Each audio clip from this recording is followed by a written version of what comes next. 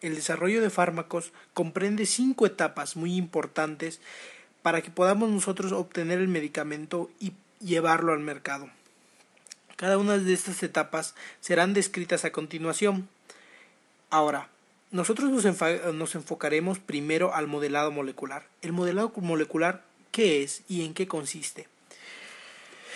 Nosotros, mucho antes de elaborar un producto que vaya a ser para utilizarse en alguna enfermedad, tenemos que tomar en cuenta que hay que diseñar cómo va a interactuar nuestra molécula que queremos que haga tal efecto con la enfermedad. Hay que repasar algo de la patología. La patología habla o quiere decir sobre el proceso de la enfermedad. Generalmente en la mayoría de las patologías tenemos que hay ciertas moléculas o ciertos receptores que están involucrados en desencadenar estos procesos para que se produzca una enfermedad. Nosotros, mediante el modelado molecular, dependiendo de las interacciones que tienen los fármacos, dependiendo de los enlaces que pueden hacer las posibles moléculas con los receptores o con las proteínas, nosotros vamos a escoger un grupo de moléculas que sea no muy costosa producirlas de preferencia y que interactúen de manera muy específica con nuestros receptores que están asociados a nuestra enfermedad para que pueda hacer el efecto deseado.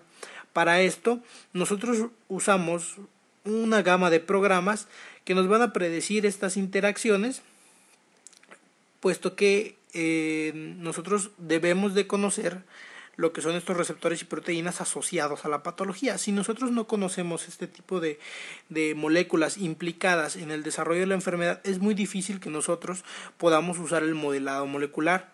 Eso hay que tomarlo muy en cuenta.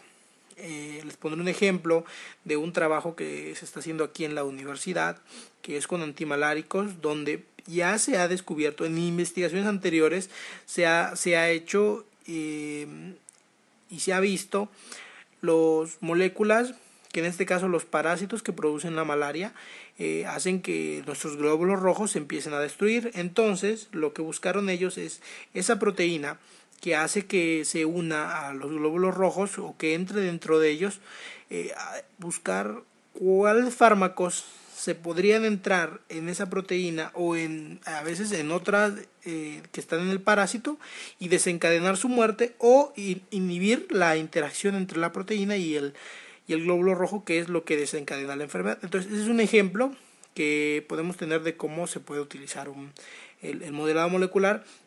Y no solo nos da un fármaco, sino nos da una gama de fármacos que nosotros ahora debemos de sintetizar y probar si realmente se está haciendo el efecto deseado.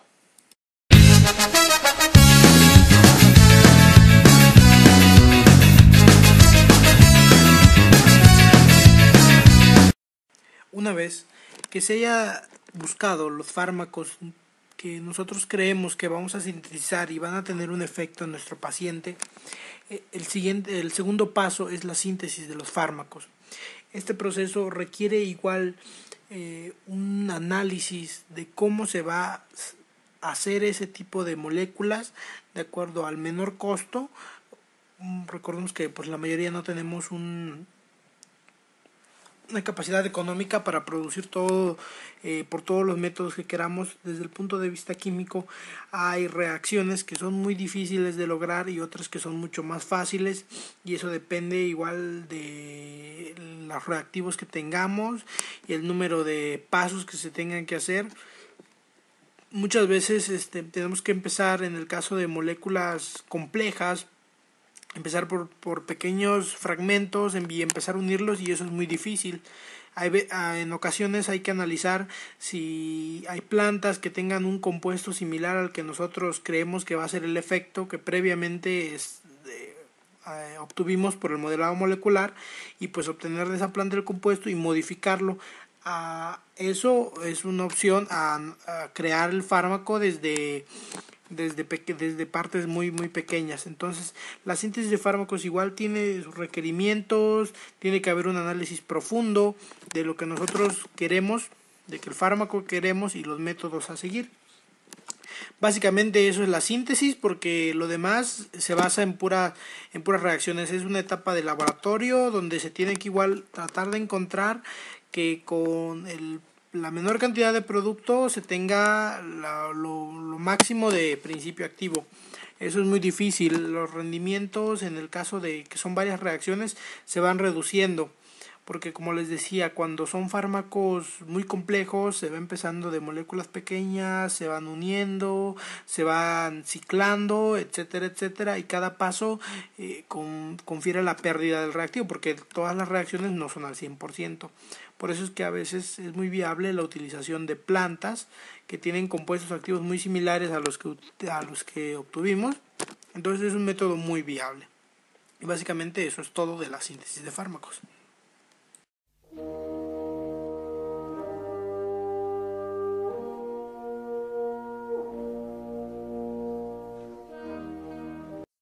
La tercera etapa en el desarrollo de fármacos es las pruebas clínicas y las pruebas preclínicas. ¿En qué consiste este tipo de análisis? Las pruebas preclínicas son los estudios de los fármacos que ya sintetizamos en animales. ¿Esto por qué?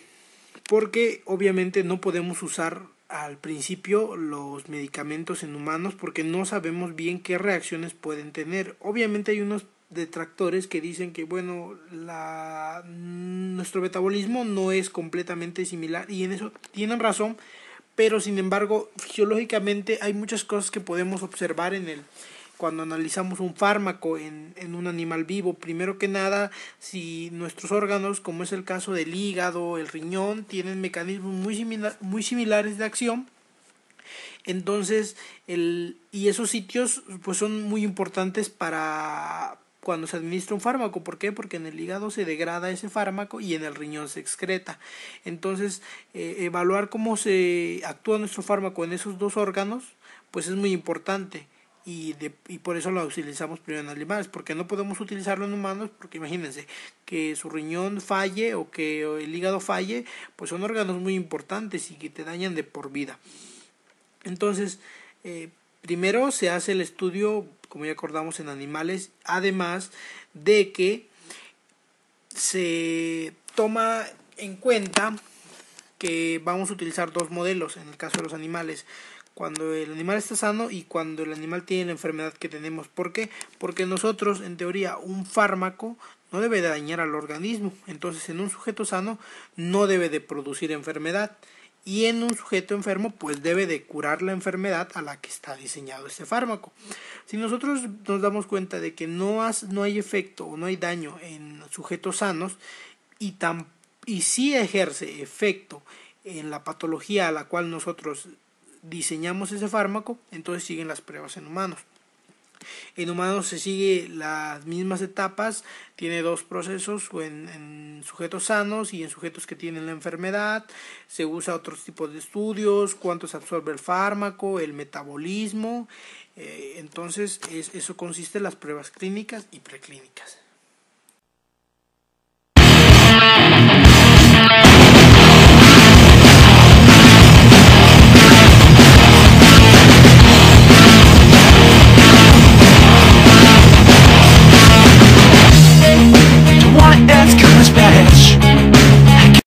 Una vez que se realizaron las pruebas preclínicas y clínicas en humanos, sigue el paso más importante para todo desarrollo de fármacos: el proceso de la farmacovigilancia.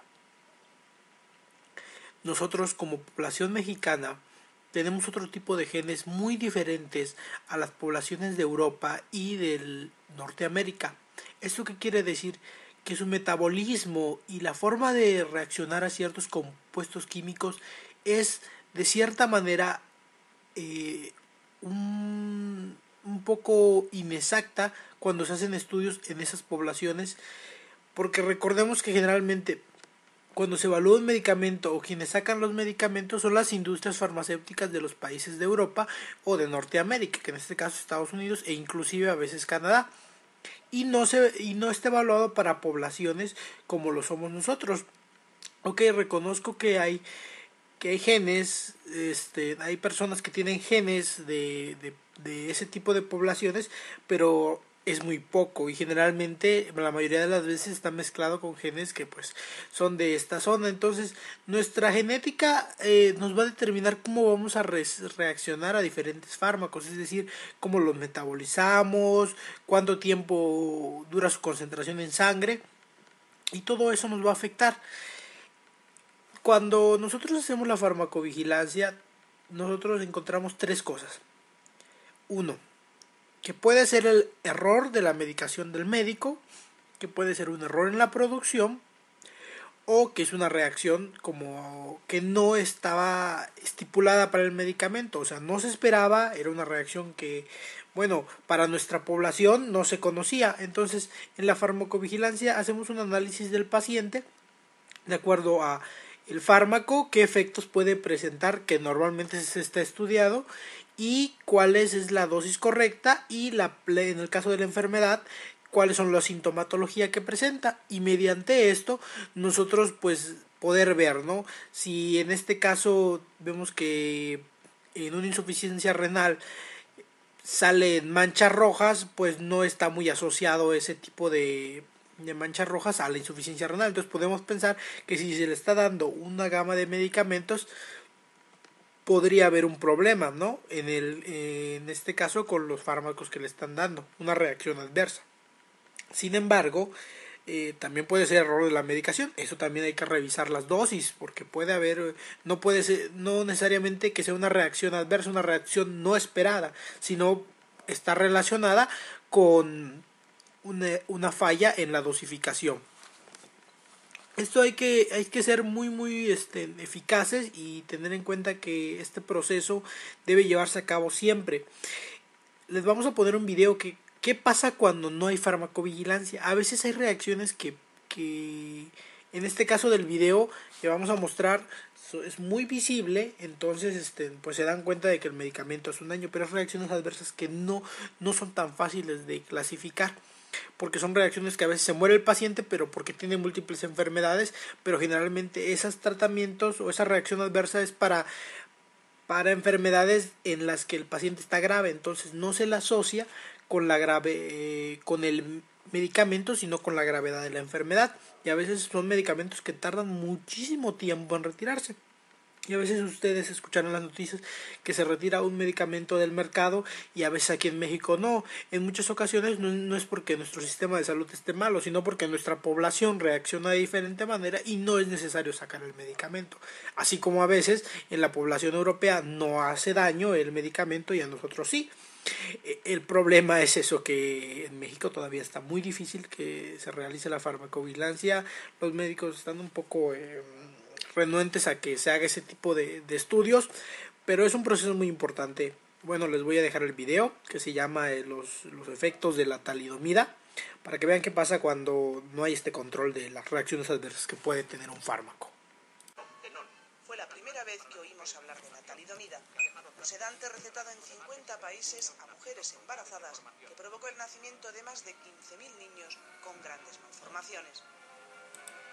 Estos bebés suelen tener las manos unidas a los hombros o los pies a las caderas. En España se comercializaron 7 medicamentos con ese principio activo, entre 1957 y 1963, 2 años después de que se prohibiera en todo el mundo. No hay datos oficiales, pero se calcula que unos 3.000 bebés españoles nacieron con secuelas. Yo nací